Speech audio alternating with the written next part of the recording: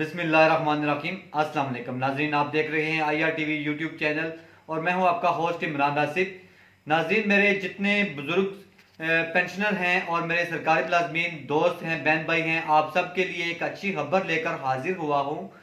जैसा कि अभी हुकूमत ने बजट पेश किया है और बजट में हमारे सरकारी मुलाजमीन की सैलरीज में मौजूद 5 रिलीफ जो थे उनको उनकी बुनियादी तनख्वाह में जम करके स्केल्स को रिवाइज किया है, जिसका फ़ायदा हमारे सरकारी मुलाजमीन बहन भाइयों को भी हुआ है।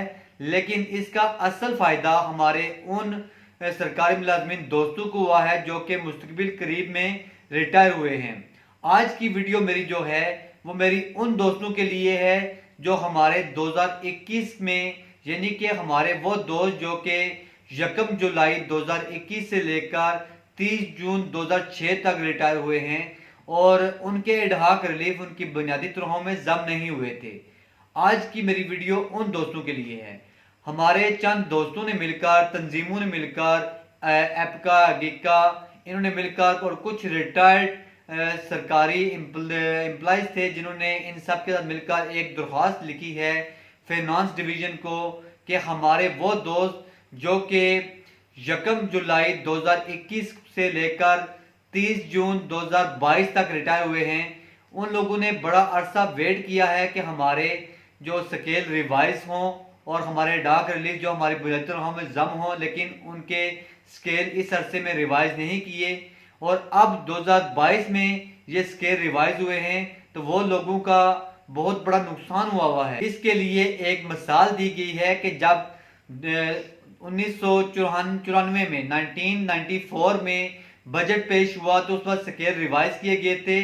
तब हुकूमत ने ऐसे तमाम लोग जो कि 1 जुलाई 1993 से लेकर 30 जून 1994 तक रिटायर हुए थे उनको भी इसका फ़ायदा दिया था, उनको के स्केल भी रिवाइज करके उनको भी इसका फ़ायदा दिया था।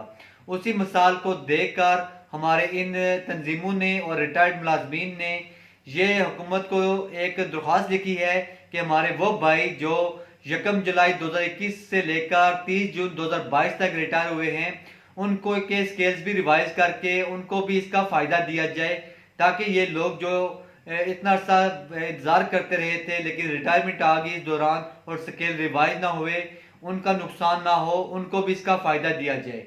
और तमाम तंजीमें मिलकर हुकूमत पर जोर डाल रही हैं।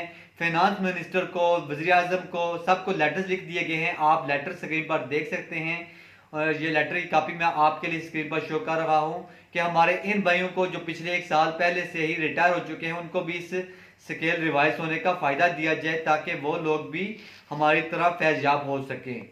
उम्मीद करता हूँ कि ये वीडियो आपके लिए फ़ायदेमंद होगी। अगर वीडियो आपको अच्छी लगी है और आप हमारे चैनल पर फर्स्ट टाइम आए हैं तो चैनल को सब्सक्राइब भी कर दें और साथ साथ वीडियो को लाइक एंड शेयर भी कर दें ताकि ज़्यादा से ज़्यादा लोगों तक हमारा ये मैसेज पहुँच जाए, ये खबर वो भी सुन लें। और इंशाल्लाह फिर मुलाकात होगी एक नई वीडियो के साथ। तब तक के लिए इजाज़त दीजिए। अल्लाह हाफिज़।